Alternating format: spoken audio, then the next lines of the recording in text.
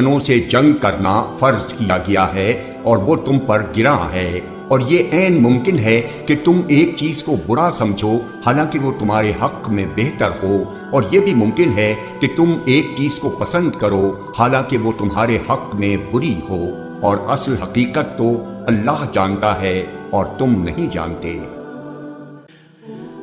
لوگ آپ سے حرمت والے مہینے کے بارے میں پوچھتے ہیں کہ اس میں جنگ کرنا کیسا ہے۔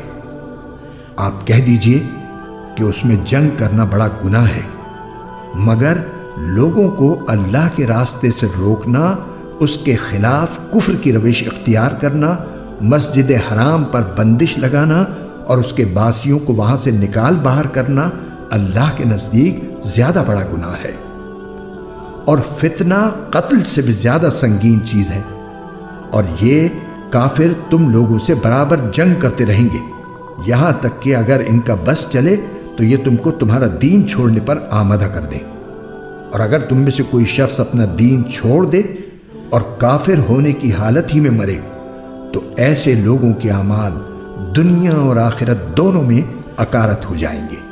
ایسے لوگ دوزخ والے ہیں، وہ ہمیشہ اسی میں رہیں گے۔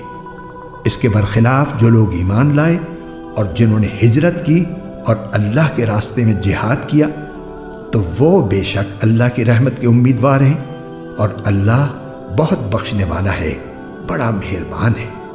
لوگ آپ سے شراب اور جوئے کے بارے میں پوچھتے ہیں۔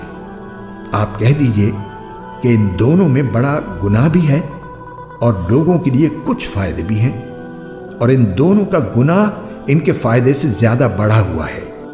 اور لوگ پوچھتے ہیں کہ وہ اللہ کی خوشنودی کے لیے کیا خرچ کریں۔ آپ کہہ دیجئے کہ جو تمہاری ضرورت سے زائد ہو۔ اللہ اسی طرح اپنے احکام صاف صاف بیان کرتا ہے تاکہ تم غور و فکر سے کام لو، دنیا کے بارے میں بھی اور آخرت کے بارے میں بھی۔ اور لوگ آپ سے یتیموں کے بارے میں پوچھتے ہیں۔ آپ کہہ دیجئے کہ ان کی بھلائی چاہنا نیک کام ہے، اور اگر تم ان کے ساتھ مل جل کر رہو تو کچھ حرج نہیں، کیونکہ وہ تمہارے بھائی ہی تو ہیں، اور اللہ خوب جانتا ہے کہ کون معاملات بگاڑنے والا ہے اور کون سنوارنے والا، اور اگر اللہ چاہتا تو تمہیں مشکل میں ڈال دیتا۔